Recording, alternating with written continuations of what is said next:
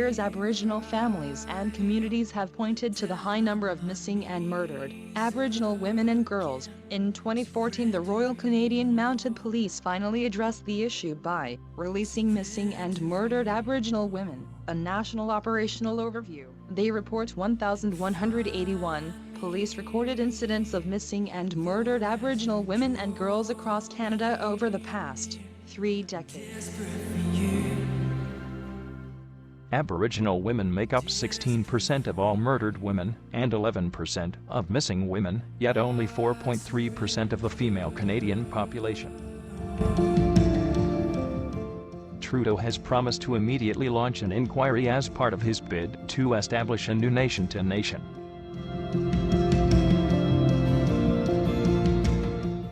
He vowed to authorize a full public inquiry into the roughly 1,200 Aboriginal women and girls who, according to the RCMP, went missing or were murdered between 1980 to 2014. Harper resolutely refused to launch a national inquiry into the issue, arguing that Indigenous women need action, not more studies.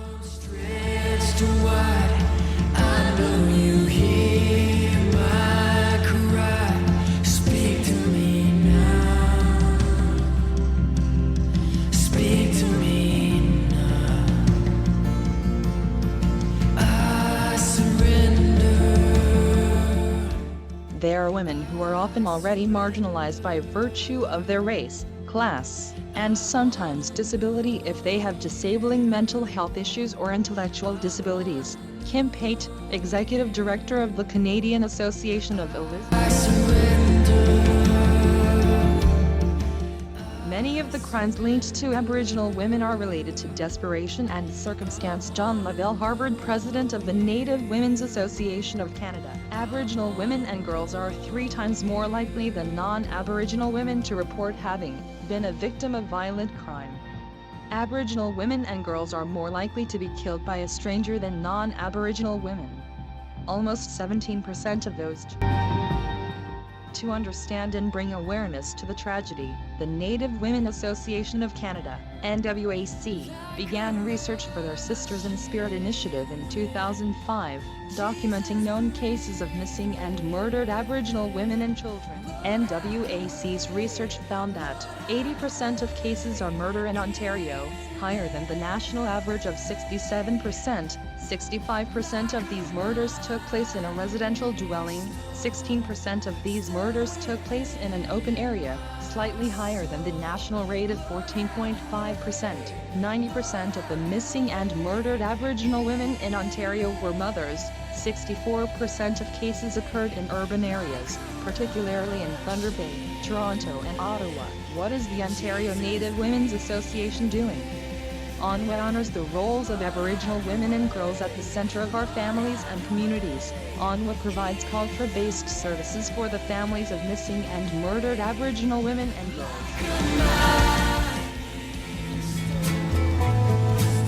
I see the line of all the broken hearts lining up to tell their side.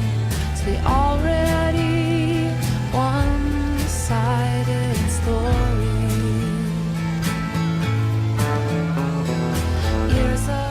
Amanda Room, musician from Ottawa, uses her music to raise awareness and funds.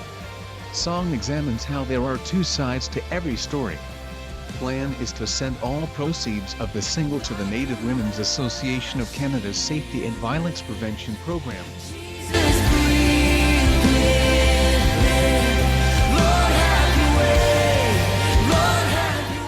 By putting it on the street, where she's gone missing or where people are, who might know what has happened to her, it just seems like the right thing to do. Ron Wild. Red Dress exhibit in Edmonton, Alberta Avenue, and hope to show people the beauty, dignity, and strength in the world. Each dress represents 30 missing people, Indigenous women.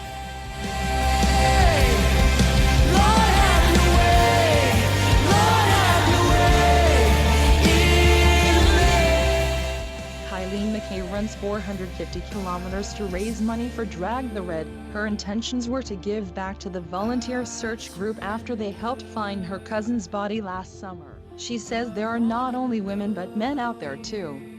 The run expects to take 10 to 12 days. New Quebec Hotline, connect women to a service for people who want to report assault and sexual abuse at the hands of police. The phone line is the first step to restore community confidence in the province's police force.